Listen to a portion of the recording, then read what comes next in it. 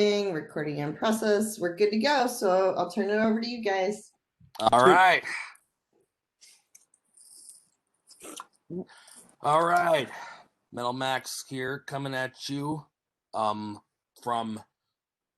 my own personal metal domain. And if we got a special treat for you guys today, I am joined by Cam Davis of the one-man metal project Cicada the Burrower. Cam, thanks for joining us Yeah, tonight. of course. How's it going? I'm doing well. How are you? Pretty darn good. It's so refreshing to be able to talk and connect with somebody from the metal music scene Sure. during all these months of quarantine. Yeah, no doubt. It's definitely been a weird experience for everyone, I think. Very much so, yeah. I mean, truth be told, I never thought we would be doing this for this long, but here we are. True.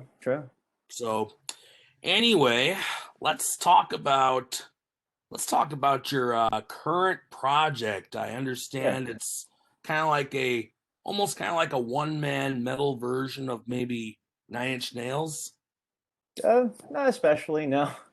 Well, It's really more of like a mix of just like adult contemporary, so like jazz and funk, and black metal. oh wow, interesting combo.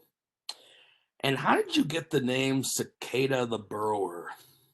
Uh, that's a good question. It's a name that just kind of resonated with me. I've always liked the cicada. It's sort of like a mythical creature that like exists in common sight. I've always sort of felt I guess a mutual understanding with that creature, just because it's the kind of thing that sort of like hides underground for as long as 17 years, and then springs forth out of the dirt, and then just changes into this strange, loud flying beast for like 2 weeks and dies. Natasha and I were actually just talking about that Yeah. prior to this starting, and we kind of figured that was the case. That was actually going to be one of the questions that I asked you, but you saved me the trouble. I'm glad to hear that. Yeah. So Mhm. I understand that you just came out with is it an EP? Full-length record. Full-length record. Okay. Yeah, talk about, the effort that you put into it, and some of the songs. I mean, I'll admit I haven't had a chance to listen to any of it yet because I've Sure. been so busy, but Yeah. maybe you could play a small little sample or something. Oh, I don't know if I can do that with my setup, but I can talk a little bit about the record. Yeah, that'd be So great. I wrote the record back in November of 2019, and then I kind of just shelved the project for a while, and then came back to it in April of last year to track vocals and make some edits to the compositions. But the record itself is about my experience as being a transgender woman, and just sort of it explores just a lot of the ins and outs of just that kind of an experience, where there's a sort of sense that something is off or like wrong, but you sort of like lack the language to sort of like suss out what that is specifically, which is a concept that I cover in the first track on the record, the Fever Room. Um, and then it sort of goes from there down this kind of path of self-discovery, where I've sort of explore concepts like gender euphoria and dysphoria. There's a song on the record about the time I came out to my dad, and then it all sort of culminates into this 11 and a half minute instrumental song that I hope conveys just at the time that I wrote the record, how I sort of felt about my future. Wow. Yeah. Now, this is all based on personal stuff, or is there any potential is there also any potential fantasies elements that you wrote about too, or No, it's all very personal. But I tried to write it in a way that was very surreal. I'm very influenced by the surrealist and Dadaist period of literature and art. And I felt that the best way for me to sort of convey those experiences and feelings, which I sort of have a hard time doing with words, was to sort of use a style of art that is, maybe a little bit more psychological and Freudian, where the conceit of is essentially that by conveying concepts in a dreamlike state, you're getting at the deeper nature of the individual. So, as an example of this, the uh, the fourth track, Psilocybin Death Spiral, I wanted to sort of address the concept of gender dysphoria from the perspective of somebody who understands that they're transgender, and is sort of going through the same kind of experience that they have been going through their entire lives, but is doing so through the perspective of somebody with much more wisdom and knowledge about themselves. And to do this, what I did was I took this experience that I had with psychedelic mushrooms, that was a very bad trip. And I sort of used the phallic imagery of psilocybin mushrooms to convey the concept of sort of, hey, I know exactly why I feel this way and why, things are so bad and dark. And I want to do everything I can to sort of rid that specific element. In this case, just sort of my sex, essentially. wow. In all the time that I've known you, Mhm. I've never really known any of this before, but it's interesting stuff. Oh yeah. Well, in all honesty, that's something that I didn't really like come to the conclusion of myself until I turned like 27. So it's just sort of like a in denial thing for a very long time. Now, now you mentioned this is Mhm, that this music that you're doing is mhm, sort of like somewhere between jazz, adult contemporary, and black mhm. metal. Can Yes, you talk about some of the acts that may have that may have influenced you while you were doing it? sure. Yeah. So I guess there are a couple of bands that I always sort of like reach to whenever I'm writing music, insofar as just their like specific elements of how they're going about making music. For this record in particular, I definitely focus more on artists like Oranzi Pazuzu, who do very genre-bending, jazz-oriented black metal. I think their last record, whose name I will not attempt to pronounce just because it's in a very foreign language. Yeah, Those can be difficult. I agree. right. I sort of just kind of devoured their back catalog, not necessarily in preparation for this record, but just sort of as a matter of course.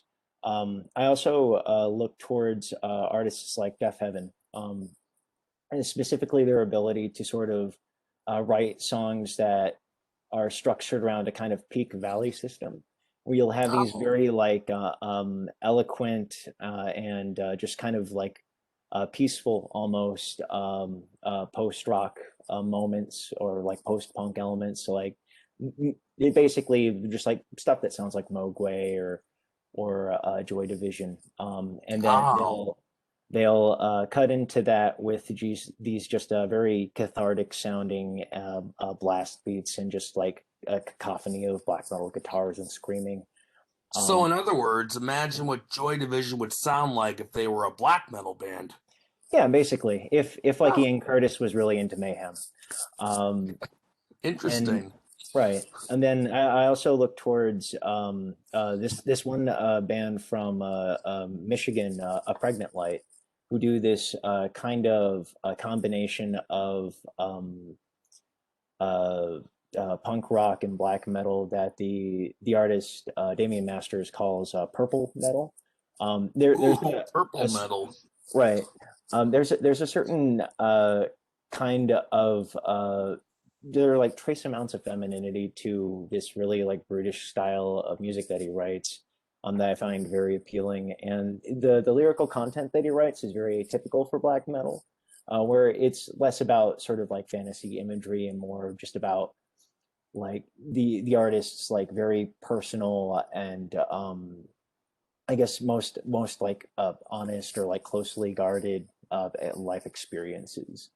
And I sort of looked towards that when I was constructing the overall record, which is definitely a conceptual piece. But I also wanted to make sure that the music that I was writing was done in as honest a way as possible. Now, seeing as how this is a one-man project, I would assume that you played all the instruments, like the drums, the guitars, the bass. Yep.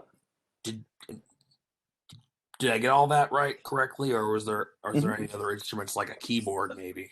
Yeah. Near the end of the record, there's a bit of keyboards. I will say this much: the drums were composed by me. They're programmed. I just don't have the equipment where I can sort of like do that well enough. So you use a Um, drum machine. yes, yeah. Okay. But I like to think that I wrote things in a way where it sounds very natural sounding. Like I played it for a couple of friends, and they weren't really able to suss out that it was a machine instead of like an actual drummer. So hopefully that translates well. Oh wow, yeah, it sounds great. I gotta say, undertaking a big project like Mhm. this takes a lot of courage and a lot of extra commitment. And Mhm. I would assume that you probably spent like 6, maybe 8 months doing this. Uh, kind of. So the core compositional work, where I recorded most of the instruments, that took about like a month and a half. Then I shelved the Wow. record for a while, sent it out to a couple of my peers whose criticisms of my music I find really helpful when I'm just like getting things closer to the final product. And then once they all sort of provided me their feedback, I came back to the record, did some retooling and tweaking some things around, which took like maybe another 2 to 3 weeks. And then I spent another month or so writing lyrics and tracking vocals. So I guess Oh, like cool, all man. in all about 3 months in total, but it took the course of a year to get it all done.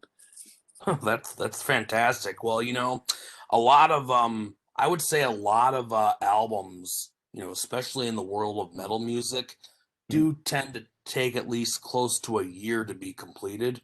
But I guess it Right. all depends on the type of deadline that you're under too. And it's obvious that it didn't sound like you were under any kind of a deadline to get this completed. You No. definitely took your time with it, and I think that's great Yeah. because, you know, I feel like the more time you take with it, the better it sounds. Oh, for sure. And Um, definitely made now a you better now you product. mentioned about Mhm. the reactions that you were getting. Mhm. Were a good are a good majority of them been very positive, or have you had a couple of detractors?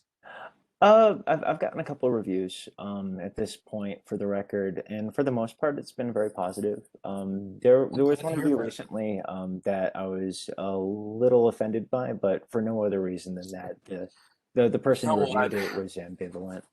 When it But comes, it oh, I'm wasn't a sorry. bad review. Oh no, it's okay. Yeah, It wasn't a bad review. I was a little kind of miffed that it didn't resonate with them. But you that's just know, me. the thing about when it comes to bad reviews, because you're always gonna have people that are gonna hate on something that's a little um different and such. Mhm. And I think in a lot of ways too, it's it's like not everybody's gonna like everything of what a metal artist does. Oh, sure. You look at bands like Metallica, and Mhm. they've gotten like a lot of criticisms their entire career, but Mhm. they've still been going pretty strong. So the key is like, just ignore what the bad critics are saying and focus more on the positive aspects. And more importantly, it's important that you like it, Mm. that you end up liking it in the end because, it all comes down to how you feel about it. Mhm. Yeah, and on that note, I'm very pleased with the end result. I mean, it took me damn near 4 years just to sort of reinvent myself artistically, learn a lot of different styles of music, and just sort of come to this compositional crossroads.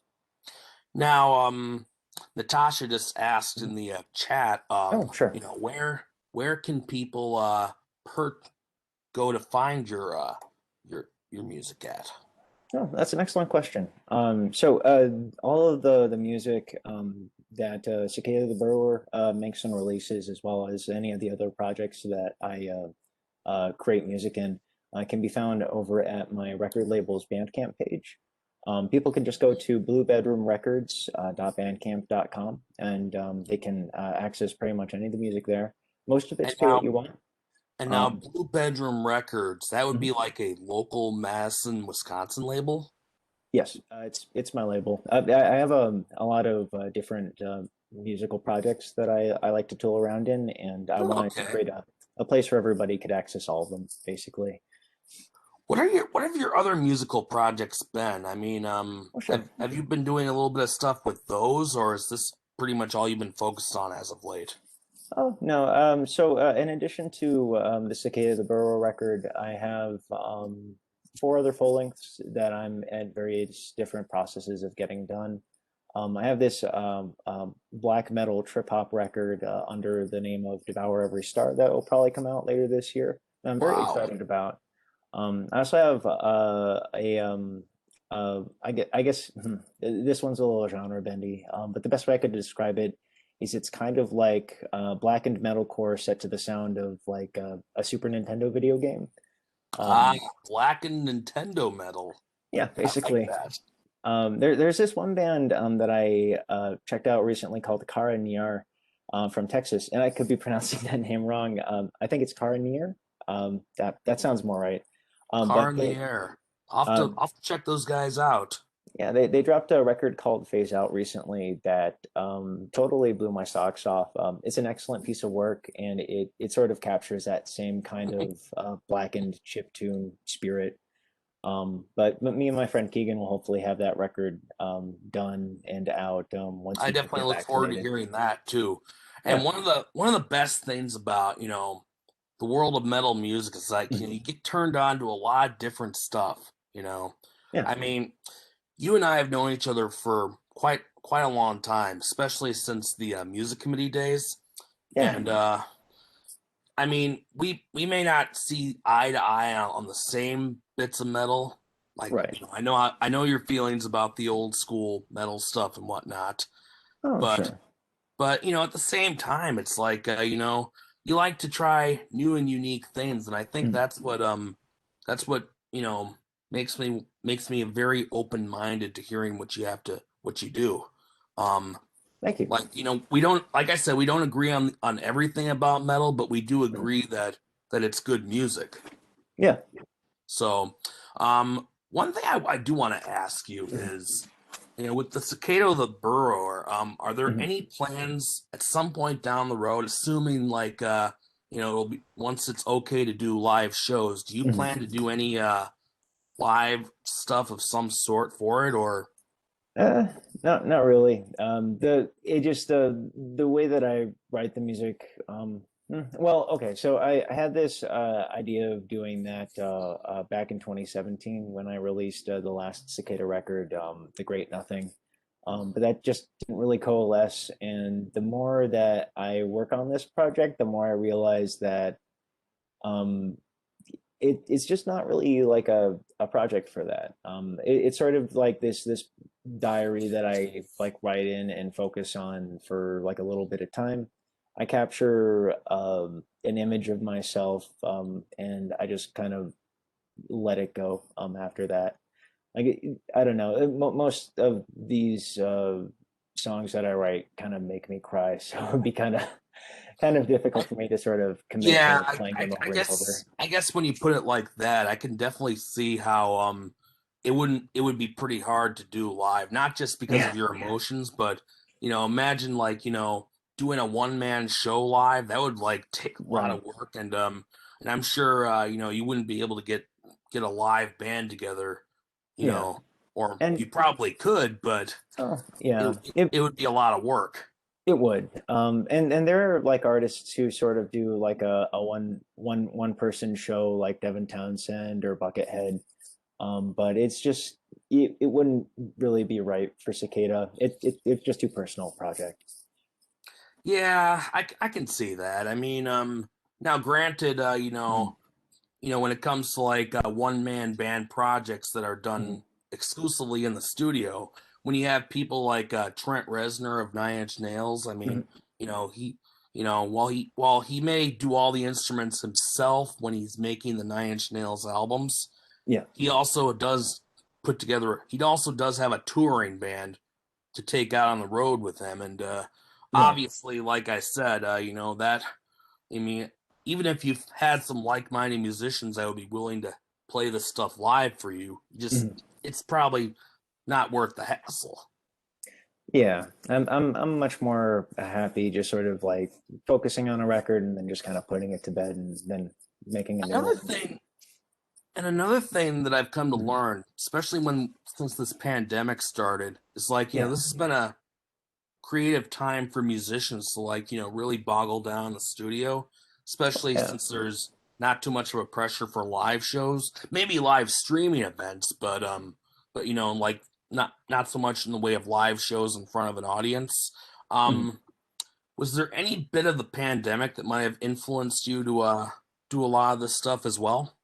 Uh, not not especially, honestly. It was really more it provided me an opportunity just to kind of hunker down and then like finish up a bunch of these projects that I just kind of didn't like finish. I had these two full-length records, one by a like a post-sludge band called Dolor and another one by a jazzy black metal outfit called The Fire Sermon that I've been like sitting on as uncompleted projects since like as far back as 2013. Okay, And hopefully those will be out at some point this year and next. But my parts are done, so I just oh have to wait on cool. other people. Let's talk briefly for a little bit about Blue Room Records. Now, it is your Mhm, record label. mhm, What I want to know is how long has it been in existence, and have you? Are there any other artists out there mhm. that we should be on the lookout for? That are making waves on that label right now. Oh, yeah. Well, Blue Bedroom Records was started at the tail end of 2014. I dropped two projects once that label went live. The second full length by Cicada, The Oasis, and then this untitled project that I just called Blue Bedroom.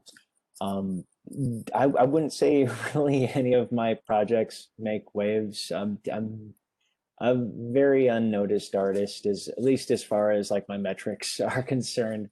But I guess like aside from Cicada the Burrower, the other band that seems to get a lot of attention online, comparatively speaking, is Hollowed Hands. Hollowed But Hands. yeah, it's this project I started with my friend Keegan, who did vocals in a band I was in called Corpser, way back in like I think 2013, I think I 2014. remember those guys. Yeah, it was a lot of fun playing in that band, and I wanted to sort of continue working on music with him. So we kicked out this project that was, as we talked about earlier, just kind of like a video game inspired black metal. Oh, Um, okay, yeah. it's a little tongue in cheek, a little snotty, but I'm very into it. I'm looking forward to sharing the new record that we have. And that's one of the best things about metal music. It's like, Mhm. you're rebelling against the norm by doing that type of stuff. Oh, for sure. I mean, that's what it's all about, right? Yeah, absolutely. Um, Now, have any other bands, have you seeked out any other bands for this record label of yours, or are you just trying to keep it a little on the small down low side at the moment? Sure. For the most part, the record label is really just consists of bands that I'm in.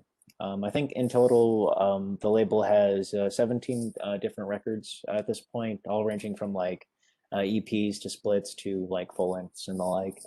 Um, there are a couple of bands that I'm not directly associated with.